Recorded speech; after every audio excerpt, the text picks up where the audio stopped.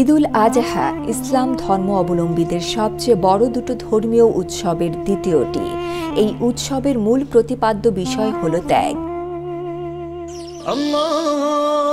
এই দিনটিতে মুসলমানেরা ফজর নামাজের পর ঈদগাহে গিয়ে ঈদুল আজহার নামাজ আদায়ের পরে স্ব আর্থিক সামর্থ্য অনুযায়ী গরু, ছাগল, ভেড়া, মহিষ ও উট আল্লাহর নামে কোরবানি দিয়ে থাকেন। প্রতি বছর যে চাহিদা দেখা যায় সেই চাহিদা পূরণের লক্ষ্যে ঢাকাসহ বাংলাদেশের প্রতিটি জেলার ছোট বড় সকল খামারি নিরলস পরিশ্রম করেন সারা বছর। নানা প্রতিবন্ধকতার মধ্য দিয়েও মাংসের চাহিদা পূরণের লক্ষ্যে আবার একটি বিশাল জনগোষ্ঠীর কর্মসংস্থান জড়িয়ে রয়েছে পশু কেনাবেচার সঙ্গে। বর্তমানে এ খাতে একটি প্রতিযোগিতার জায়গা তৈরি হয়েছে। ক্রেতা বা ভোক্তার পছন্দ এবং স্বাস্থ্য সচেতনতা, সেই সঙ্গে কুরবানির ঈদকে কেন্দ্র করে একটি সুস্থ পশু যাতে ক্রেতা কুরবানি দিতে পারেন সেটিকে প্রাধান্য দিয়ে কাজ করে চলেছেন অনেকেই। যেমন আজকে আমরা এসেছি ডাচ ডেইরি ফার্মে। এই খামারের ম্যানেজমেন্টে যারা রয়েছেন তারা শুধু কোয়ালিটিতে বিশ্বাসী, আর এই কোয়ালিটিকে ধরে রাখতে পশুকে দেয়া হচ্ছে সর্বোচ্চ কমফোর্ট, রয়েছে চিকিৎসা ব্যবস্থাপনা, সাথে সুষম খাদ্য ব্যবস্থাপনা।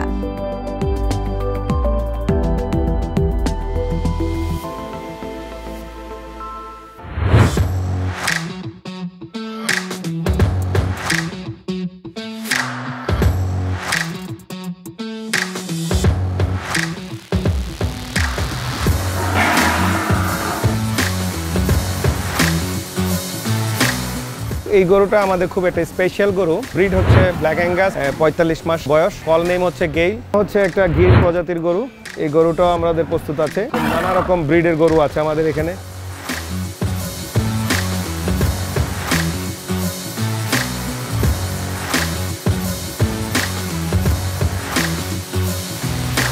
দর্শক, এই গরুগুলো বিক্রির জন্য রেডি, মানে আপনাদের জন্য রেডি করা হয়েছে। তো এইখান থেকে আশা করি আপনাদের গরু পছন্দ হবেই। যদি এই সাইজের গরু আপনারা কিনতে চান তো এই গরুগুলো আপনাদের জন্য। আচ্ছা, এগুলো হলো আমাদের মিড রেঞ্জের গরুগুলো। তো এগুলো সব আমরা মিডল প্রাইসে বিক্রি করব। প্রত্যেকটা ব্লকে প্রত্যেকটা সাইজের একই ক্যাটাগরির গরুগুলো আছে, একই মাপের, কাছাকাছি মাপের। দর্শক নিতে চায়, এখানে 24 ঘন্টা সার্ভিস থাকবে। এটা একটা ফ্যামিলি হাটের মতো। আমরা আমন্ত্রণ জানাচ্ছি সবাইকে আপনাদের মাধ্যমে, যারা এখানে আসবে তাদের ফ্যামিলি নিয়ে এখানে হাটের মতো দম ধারণ করতে পারবে। আর যার মনে হবে যে ভেতরে এসে, শেডের ভেতরে এসে এইভাবে গরুকে আদর করে তারপরে গরু কিনে নিয়ে যাবে, সেই অপশনও আছে, তাই তো? তবে ভেতরে প্রবেশ করার আগে অবশ্যই বায়োসিকিউরিটি নিয়ে এখানে প্রবেশ করার ব্যবস্থা আছে অবশ্যই। যেহেতু এত বড় একটি খামার, এখানে বায়োসিকিউরিটি অবশ্যই বিষয় আছে, জি জি মানতে হবে। শুধু বড় খামার কেন, ছোট ছোট খামারে আমার মনে হয় আরো বেশি প্রয়োজন। আমি গরুগুলো দেখাতে চাই, আর কথা না। এইটা কি বিক্রির জন্য রেডি? জি জি, এগুলো সবগুলো রেডি। সবগুলো রেডি, আচ্ছা। এই গরুটা কেমন দেখুন তো দর্শক। দাঁড়ান দাঁড়ান দাঁড়ান, কেমন পছন্দ হয় এটা দর্শক? এগুলো সবই একই রঙের, প্রায় একই রঙের। ওইটার মধ্যে একটু কালো সেটা বেশি আছে। জি জি, এক এক রকম একটু চকলেট কালার, একটু ডিফারেন্স আছে হালকা। ভালো একটা পরিবেশ দেওয়া হয়েছে এখানে। আমরা তো জানি যে গরুর মাটির সাথে স্পর্শ থাকাটা গরুর জন্য ভালো, সেখানে সিমেন্ট দিয়ে পাকা করে দিয়েছেন। কোনটা বেটার মনে হচ্ছে? এটাকে পাকা করার কারণ হচ্ছে আমাদের এই যে এই বর্জ্যগুলো, এগুলো আমরা বায়োগ্যাসে ব্যবহার করতে হচ্ছে। মাটি থাকলে আমরা এটা ব্যবহার করতে পারবো না, এবং এই জন্য আমরা এটা করতেছি। এই ক্ষেত্রে আমরা কিছুটা রাখি গোবর, যেন ওর একটু ম্যাটের মতো লাগে, ওর নরম থাকে। সব গোবর উঠাই না, অ্যাটলিস্ট একটা গোবর চলে যায়, যেটা আমরা ওই বায়োগ্যাসে ইউজ করি। বায়োগ্যাসে আমরা 8 ঘন্টা সাপোর্ট পাই ইলেকট্রিসিটি, এবং আমাদের 500 কিলোওয়াট এখানে বিদ্যুৎ উৎপন্ন হচ্ছে। একটা মাসে বড় ধরনের সাশ্রয় হয়, এই গোবরটা আমরা এখান থেকে পাচ্ছি।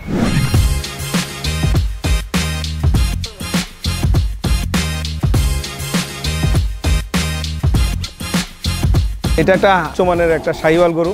এগুলো ঝুল, কম্বল এবং বডির যে এক্সট্রা ফ্যাটটা নাই, এবং দেখেন দেখতে সুন্দর লাগে খুব। দর্শক, এটা একটা পাকড়া, সাদা পাকড়া, কালো সাদা পাকড়া, 600 কেজির উপরে আছে, 40 মাসের মতো আছে। এটা 4 দাঁতের।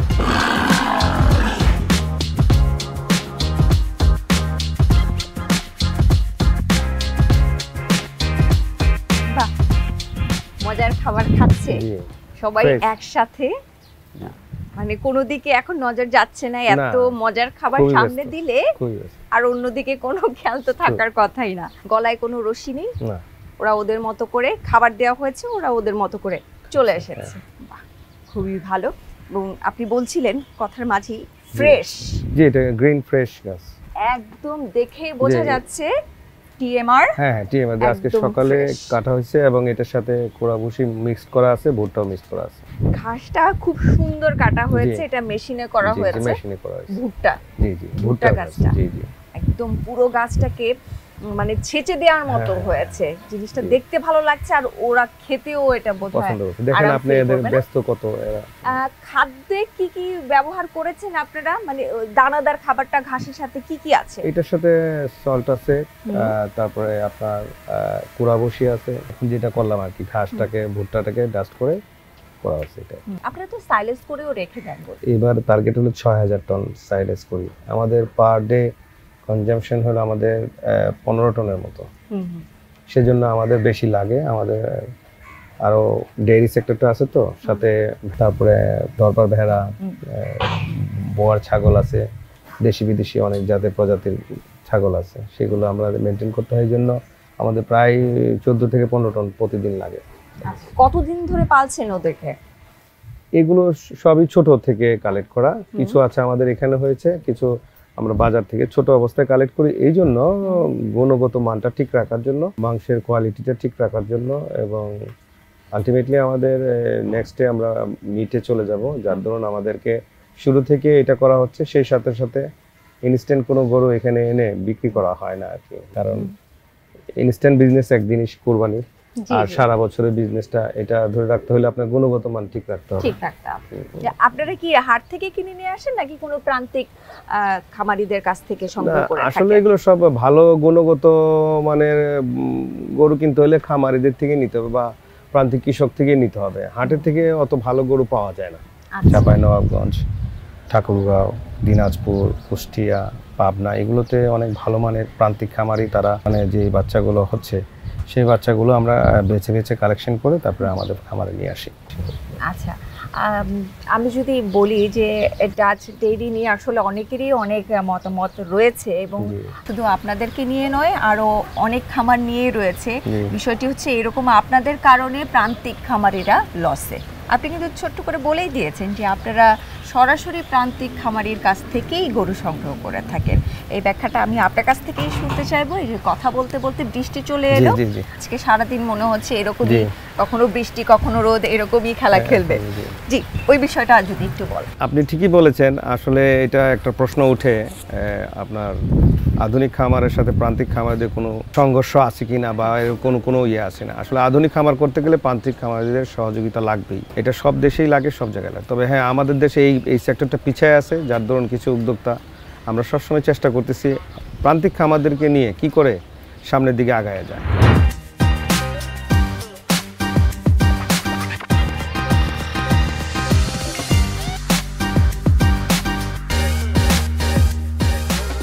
আপনাকে বছরে এরকম কয়শো গরু কালেকশন করতে হয়?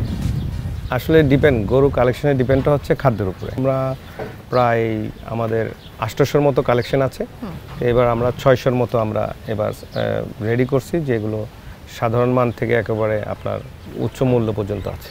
আচ্ছা, যেখানে বছরে 500 থেকে 600 গরু কালেক্ট করতে হয়, তো সেক্ষেত্রে বেশ আমরা যদি কম করেও প্রায় 20 জন প্রান্তিক খামারিকে তো ধরেই রাখতে পারি, যদি সে বা আরও বেশি এটা সংখ্যাটা আরও বেশি হবে। কিন্তু তারপরেও যদি আমরা চিন্তা করি যে আপনি যদি 20 জন হয়, 30 জন ধরে রাখতে পারেন, আরও এরকম আপনাদের মতো আরও কয়েকজন আছে, তারা এরকম করে যদি এইভাবে যদি একসাথে হয়ে কাজ করা যায়, তাহলে এই অভিযোগগুলো কি থাকে বা থাকতে পারে?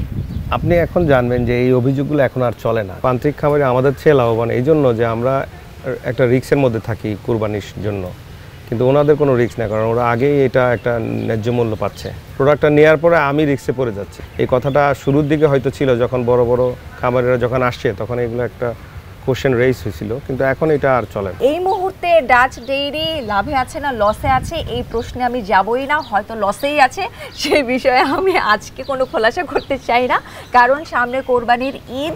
তো এখানকার গরুগুলো ক্রেতারা যে কিনে নিয়ে যাচ্ছে সেই গরুগুলো সুস্থ আছে কিনা, ভালো আছে কিনা, এবং তারা কি খেয়ে আসলে এখানে তৈরি হচ্ছে সেইটা জানাটা ইম্পর্টেন্ট কোরবানির আগে বা কোরবানির মধ্যে। তাই আমরা কথা বলবো এই বিষয়গুলো নিয়ে। গরু ছাগলের পাশাপাশি বিগত বছরগুলিতে মহিষের একটি বড় বাজার তৈরি হয়েছে। কোরবানিতে মহিষ এখন অনেকের প্রথম পছন্দ। এই চাহিদার কথা মাথায় রেখে ডাচ ডেইরি 25টি মহিষ প্রস্তুত রেখেছে ক্রেতাদের জন্য। দর্শক, আমরা এই মুহূর্তে দাঁড়িয়ে আছি বাংলাদেশের সবচাইতে বড় মহিষের সামনে। আমি এসে এখানে জাস্ট বনে গেলাম, কারণ ওর মাথার দিকে যখন তাকিয়েছি মনে হচ্ছে যে এটা একটা হাতি। আপনারা একটু খেয়াল করবেন বডিটা ওর, এখান থেকে ওই পর্যন্ত যেতে হলে এরকম তাকায়। এটা পা দেখেন হাতির মতো, পুরো টোটাল হাতির মতো। আর সামনের পা দুটো একটু দেখবেন আপনারা, মাশাআল্লাহ মাশাআল্লাহ। আমরা এক্সপেক্ট করতেছি এটা 1600 ক্রস করবে, আরো বাড়বে। হ্যাঁ মাশাআল্লাহ ইনশাআল্লাহ। এখন এটা আছে 1200। কি খাচ্ছে কি ও? এ সবই খাচ্ছে। এখন তো সে ক্লান্ত, তার বডিও দেখেন আপনি ভাঙা। আপনি আরো 400-500 কেজি এখানে ঢুকবে। আচ্ছা, মানে এইটা ওর খবর কোথা থেকে পেলেন? এটা আমাদের সোর্সে জানাইলো, তা আমরা দৌড়াই গেলাম যে এটা একটা স্পেশাল আমাদের ফার্মের জন্য ব্যাফেলো। তা আমরা চিন্তা করলাম যে এটা কি করে আমরা নিয়ে যাই, অনেক কষ্ট করতে হয়েছে এটা আনার। কতটুকু খাবার খায় এখনো? এটা 50 থেকে 60 কেজির উপরে খায়। মানে দিনে 50 থেকে 60 কেজি খাবার? 50 কেজি খায়। মাশাআল্লাহ মাশাআল্লাহ।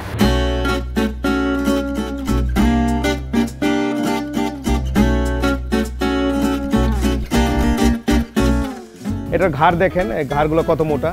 দড়ি না দেওয়ার কারণে ঘাড় এবং খোলামেলা থাকার কারণে ঘাড়ের এই অংশগুলো দেখেন কতটুকু ফুলে আছে, এবং এই কুচগুলো খুব সুন্দর হয়। এটার বয়স হচ্ছে 40 মাস, এটা ডিসক্রিপশনে লেখা আছে দেখেন। আর টিথ হচ্ছে 4টা।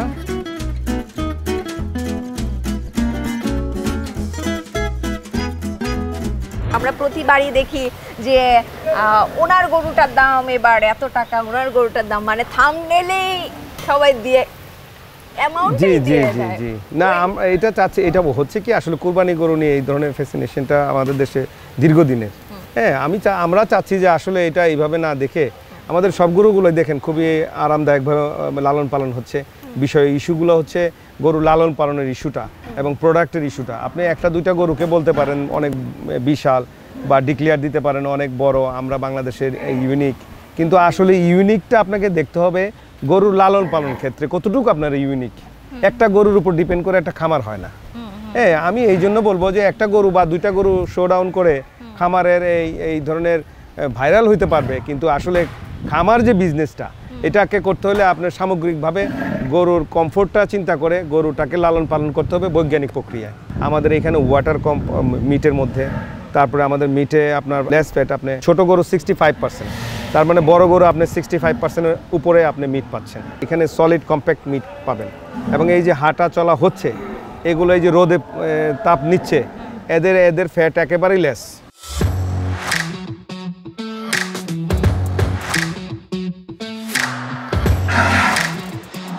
আমরা একটু ভাইয়ের কাছ থেকে জানতে চাই, এই যে আলাদা আলাদা জোন ভাগ করে দিয়েছেন, এখানে আসলে এক একটা জোনে কতগুলো গরু রাখার জন্য আপনারা ভাগ করেছেন, এখানে জায়গা দিয়েছেন? আমাদের এখানে প্রত্যেকটা সেইটের যে ব্লকগুলো, এগুলো 50টা গরু করে আমরা রাখি। তবে 50টা গরু করে প্রত্যেকটা ব্লকে এখানে আছে। হ্যাঁ, এখানে টোটাল আমাদের এই ইয়েতে আছে প্রায় 350-এর উপরে, প্রায় 400-এর কাছাকাছি এই টোটাল এই রোটাতে আছে। আচ্ছা, এখানকার গরুগুলোর ওজনটা আমরা একটু বলে দিই।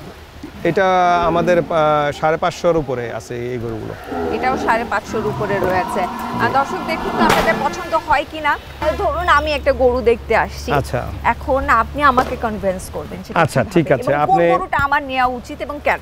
আচ্ছা, আপনি এখানে আমাকে বললে আপনাকে আমি বলবো যে এখানে কিছু সাধারণত এখানে সাধারণ মানুষ যখন আসে তখন কুচলা গরুগুলোকে বেশি পছন্দ করে, কালার লাল কালারটা বেশি পছন্দ করে। এটা আমাদের আজকে 4 বছরের অভিজ্ঞতা দেখলাম, লাল কুচলা এবং শিং যেগুলো আছে সেগুলো বেশি পছন্দ করে। তো সেক্ষেত্রে আমি বলবো আপনাকে এখানে বেশ কিছু কোচলা আছে এবং ঘাড় গর্দান মোটাওয়ালা ওই গরুগুলোকে বেশি সাধারণত পছন্দ করে। এই যে যেমন এই গরুটার গর্দানটা বেশ চওড়া। চওড়া, জি জি জি। এটা কোন জাতের হবে ভাইয়া?